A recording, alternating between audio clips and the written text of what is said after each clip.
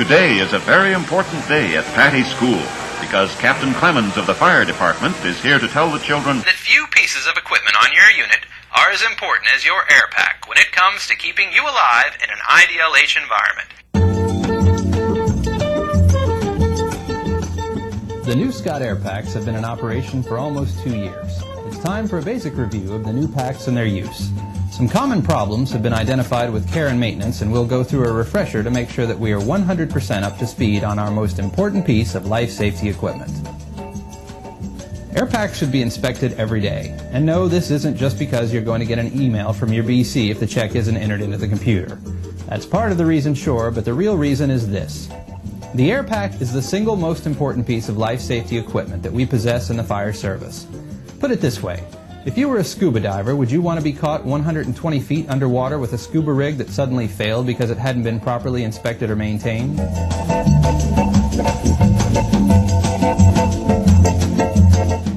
As firefighters who use, or at least put our hands on, the equipment every day, sometimes it's easy to forget that being caught in a structure fire with an SCBA that suddenly fails can be just as deadly. So what should your daily check consist of? You mean you haven't reviewed policy G03B lately? Well, okay, here we go. First, inspect your facepiece. You're looking for worn or aging rubber parts, worn or frayed harness webbing, or damaged components. Next, look at the air cylinder. Are there dents or gouges in the metal or in the fiberglass wrapping?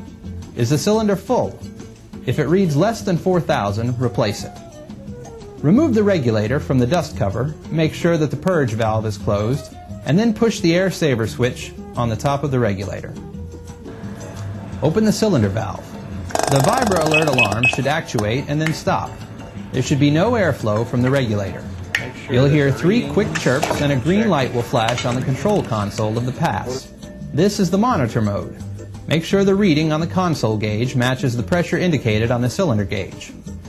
Dock the regulator to your face mask, don the mask, and inhale to automatically start the flow of air. Breathe normally and check for normal flow and proper operation. Doff the face mask. Air should flow freely. Push the air saver switch to stop the flow of air and check the activation of the purge valve. Remove the facepiece and take a look at the regulator. Does the gasket look good? How about the rubber on the air saver switch? Check the rubber boot for the HUD, check the latch on the regulator switch, and check to see if the purge valve moves freely. You also need to check the overall appearance of the regulator, looking for cracks or damage. There have been several recent cases in which the rubber sleeve over the air hose to the regulator has become damaged, exposing the wires for the HUD.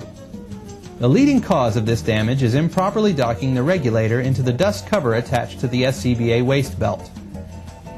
Earlier regulator hoses could be rotated 360 degrees, but the current ones cannot. When you replace the regulator in the dust cover, be sure the Scott decal on the regulator is upside down relative to the wearer. This way, the hose will not be under undue pressure when a firefighter dons the air pack. Next, hold the unit motionless for 20 seconds. The green light on the pass device will change to red. You will hear 2 chirps with each flash. This is the pre-alert mode. Move the SCBA to reset the pass to the monitor mode, and then hold the SCBA motionless, allowing it to go into the pre-alert mode, then 8 to 10 seconds more, allowing it to go into full alarm mode. Manually reset the pass by pressing the reset button twice slowly. You're not playing Space Invaders. You don't get extra points for proving how quickly you can double tap the button. Next, you should test the manual pass alarm by pressing the alarm button on the control console. Reset the pass alarm again, close the cylinder valve and purge the pack slowly, checking to ensure that the vibra alert activates as the pressure drops below the 1/4 mark on the reserve gauge and continues until all the air is purged from the system. When the airflow stops, close the purge valve and press the pass reset button twice. You will hear an audible click indicating it is reset. After all of this, make sure you remember to enter your air pack check on the computer.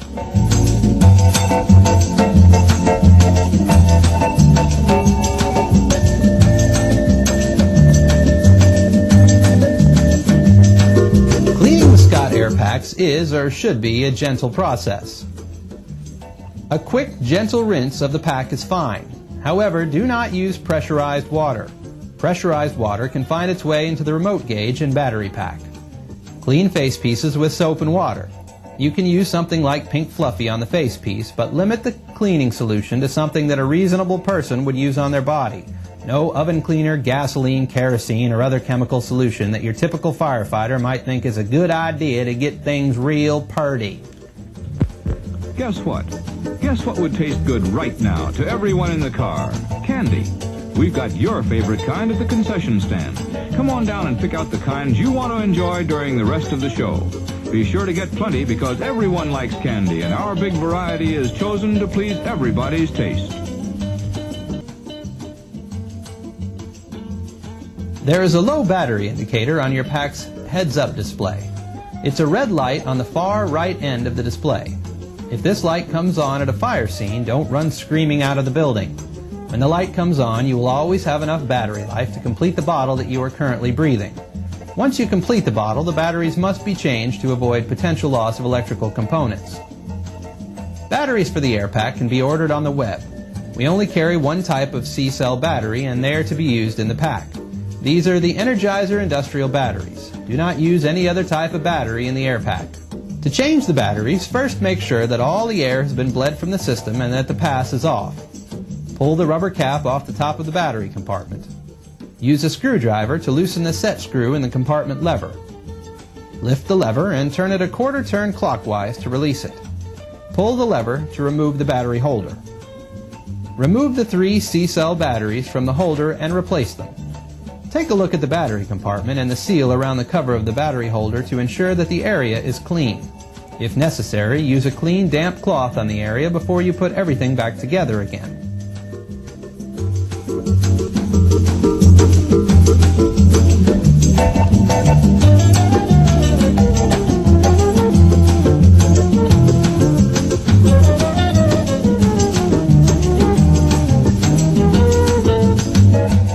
Once everything is back in place, you should check to ensure that things are working properly.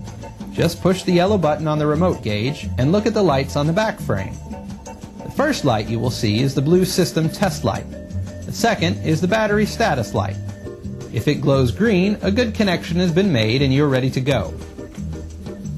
If it glows red or does not light at all, something is wrong and you'll need to do some investigating. One of the biggest changes that came with the new air packs is the addition of the heads-up display. It's important to have a good working knowledge of what the various lights mean. We've already discussed the low battery indicator on the far right side of the HUD.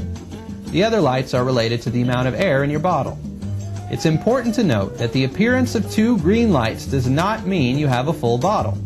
2 green lights indicate greater than 3,000 psi. Between 2,000 psi and 3,000 psi, you will see 1 green light. Between 1,000 and 2,000, you will see a slowly flashing yellow light. When you have less than 1,000 psi left in your pack, the red light will begin rapidly flashing. At this point, the vibro alert will also begin to sound. Remember that even if all the electronics fail in the air pack, it will continue to function. You'll still have air, and you will still have the use of your vibro alert. Although the new packs work a lot like the old ones, there are a few new features that warrant some examination. We've already talked about your heads-up display, but now let's take a look at the back frame lights. These lights function as buddy system indicators, giving firefighters around you a better idea of what's going on with your air pack. Under normal operation, the 2 LEDs, one on either side of the air cylinder, blink green. If assistance is needed, the lights glow a bright yellow. If your pass device actuates, they will flash red. Another change that came with the new packs was the introduction of the new bayonet-style bottles. You've no doubt noticed that bottle changes are much quicker now. There are, however, a couple of things to note. First, when loading the bottle, listen for the tones as you push the bottle in. If you don't hear them, the bottle isn't seated properly. Also, seat the bottle using the rubber bumper on the bottom of the bottle, not the knob or the valve. Don't tighten the bottle strap so tight that you bend the pack frame. Just make it tight enough to keep the bottle from moving around. That's great.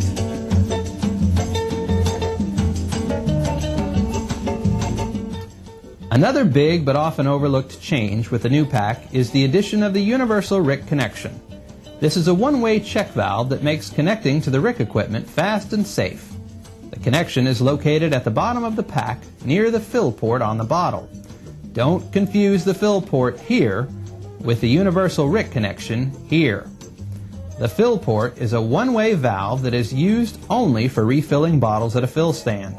Under normal operations, there is no need to touch, repair, fiddle with, harass, bother, aggravate, taunt, or otherwise disturb the fill port. To use the universal RIC connection, simply take the hose from the RIC pack, plug it into the port, and open the RIC bottle. Once the RIC bottle is connected, the air in the system will equalize the pressure between the RIC bottle and the original bottle. Using this method, the downed firefighter's pack retains use of the VibraLert and lighting system. Keep in mind that with pressure in the system, air bottles can't be removed. The only way to remove a bottle in a charged system would be to shut the airflow off completely, not something you want to do in an IDLH atmosphere.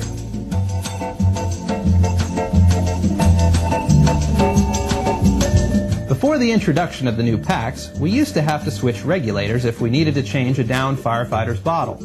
Now, simply disconnect the hose from the universal RIC connection, ensuring enough air remains in the firefighter's original bottle to last through the bottle change. Swap the RIC bottle for a new one and reconnect to the universal RIC connection.